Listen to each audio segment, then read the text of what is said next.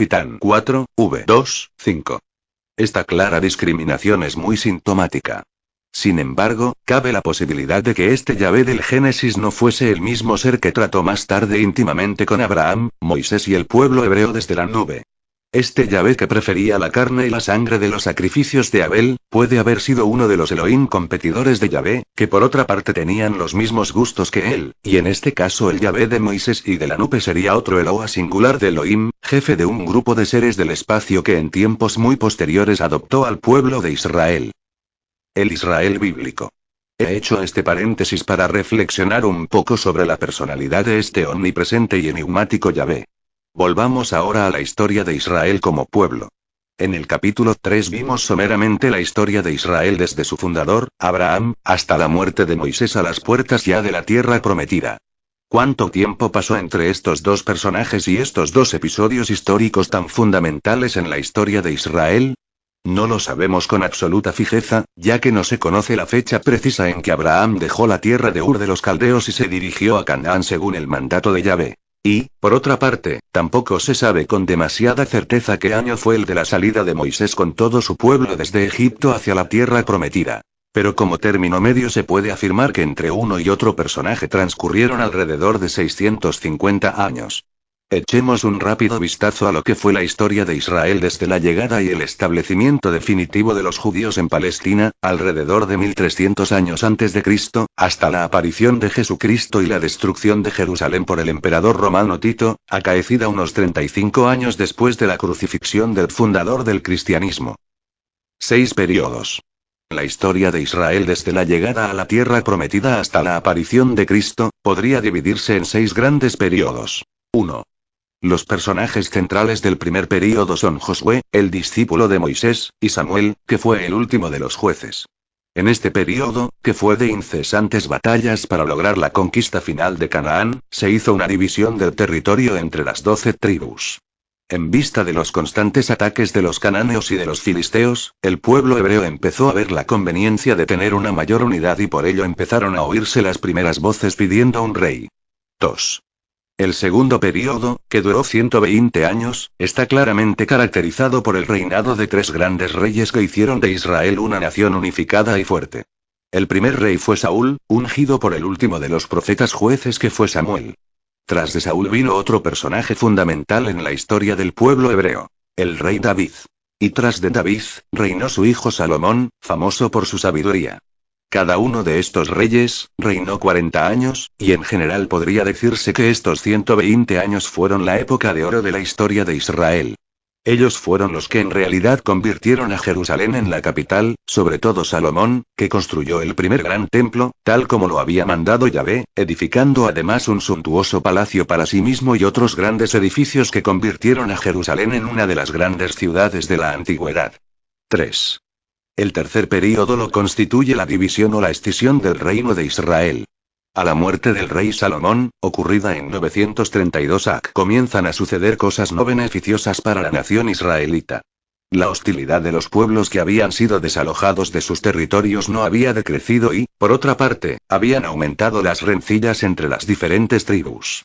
Como resultado de esto, se establecieron 2 reinos separados. Al norte el reino de Israel regido por el rey Jeroboam y que comprendía 10 de las 12 tribus. Al sur el reino de Judá, regido por Rehoboam, que a pesar de que solo comprendía 2 tribus y era más pequeño en extensión, sin embargo, era el que habría de conservar el verdadero espíritu de Moisés y la estirpe o la descendencia directa del rey David.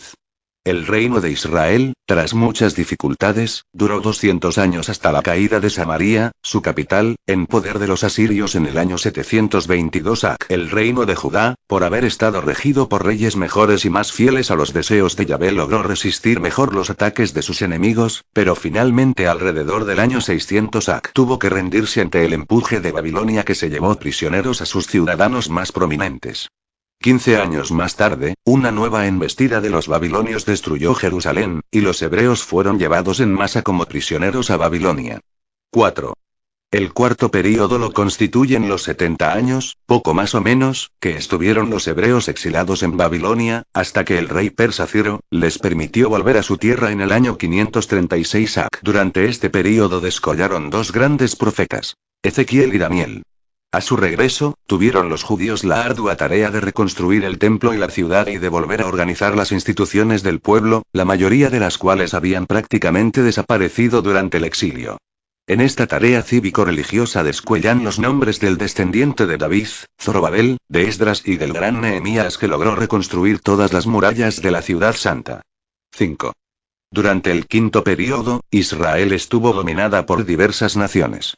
Primeramente por los persas hasta que estos fueron derrotados por Alejandro el Grande en la batalla de Arbela en el año 331 AC, lo cual puso a los israelitas bajo el dominio de los griegos.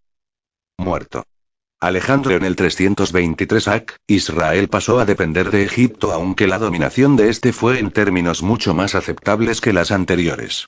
Más tarde, Antíoco el Grande derrotó a los Ptolomeos de Egipto, y entonces comenzó el dominio de los Seleucidas sobre Judea en el año 198 AC. La capital de los nuevos dominadores estaba en Antioquía, Siria, y su dominio sobre Israel duró hasta el 142 AC, cuando gracias a los esfuerzos de un padre con sus 3 hijos, Matatías, Judas, Jonatán y Simón, más comúnmente llamados los Macabeos, Israel logró su total independencia. 6. Esta independencia, que marca el inicio del sexto período, duró solo alrededor de 80 años, pues pronto aparecieron en escena los romanos. En el año 63 AC, Pompeyo tomó a Jerusalén, y extendió al dominio de Roma sobre toda la Judea.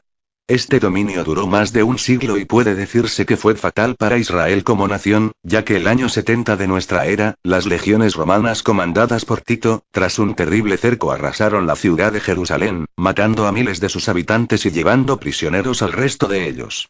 Comienza entonces la diáspora o dispersión de los judíos por todo el mundo. Para entonces ya había hecho su aparición en escena Jesucristo, y esta misma diáspora de sus conciudadanos ayudó grandemente en los comienzos, para la difusión de las ideas cristianas, ya que por ser Cristo judío, muchos de sus paisanos se sintieron fuertemente atraídos por sus predicaciones y por las de sus 12 apóstoles que también eran, sin excepción, judíos. Como podemos ver, este largo período desde el establecimiento de las 12 tribus de Israel en la tierra prometida hasta la destrucción de Jerusalén por Tito, un período de aproximadamente 1300 años, dista mucho de ser pacífico. Parecería que con la llegada a la tierra que Yahvé les había prometido, todas las innumerables tribulaciones del desierto y de Egipto quedarían atrás. Pero no fue así, antes al contrario. Si exceptuamos algunos breves periodos, Israel en su propio país, que según las promesas manaba leche y miel en donde sería largamente bendecido, tuvo una historia por demás agitada. Por si no fueran suficientes los ataques constantes que muy lógicamente recibía de los pueblos que lo rodeaban por haber sido lanzados de sus tierras, sus propios reyes se encargaron de mantener al pueblo en una constante zozobra debido a los abusos de poder y a las constantes rencillas entre las diversas facciones del pueblo, no raramente debido a diferencias en la interpretación de la ley, y entre las diversas tribus. Basta leer la lista de los reyes, sobre todo los de la casa de Israel, para ver que buena parte de ellos fueron asesinados por el que le sucedió en el trono, que a su vez era asesinado por el siguiente rey. En el juicio sintético que ella misma Biblia da de todos los reyes que gobernaron al pueblo hebreo, la mayoría de ellos merecieron el calificativo de malo. No solo porque se apartaba de los mandamientos tal como se los había dado Moisés, sino porque eran malos gobernantes, ambiciosos y déspotas.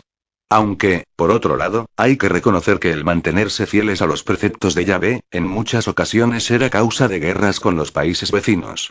Los reyes que en la Biblia están catalogados como buenos no eran precisamente un modelo de transigencia o de tolerancia con las creencias de los otros, y muchas veces, de no haber estado tan imbuidos de los preceptos de Moisés, hubiesen tratado con sus vecinos y hubiesen tolerado creencias y costumbres que en definitiva no van contra una manera racional de actuar y de vivir.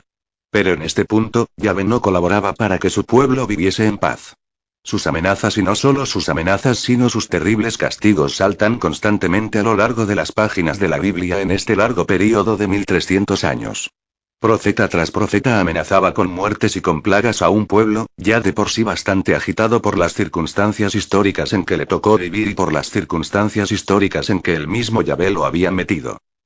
Otro pueblo que no estuviese tan atado por leyes tan estrictas y amenazas tan graves como lo estaba el pueblo de Israel, probablemente hubiese en muchas ocasiones salvado las graves dificultades con las que se encontró. Pero Yahvé era intolerante, Yahvé era celoso, Yahvé era vengador, y sus profetas se encargaban de recordárselo constantemente al pueblo. Fin.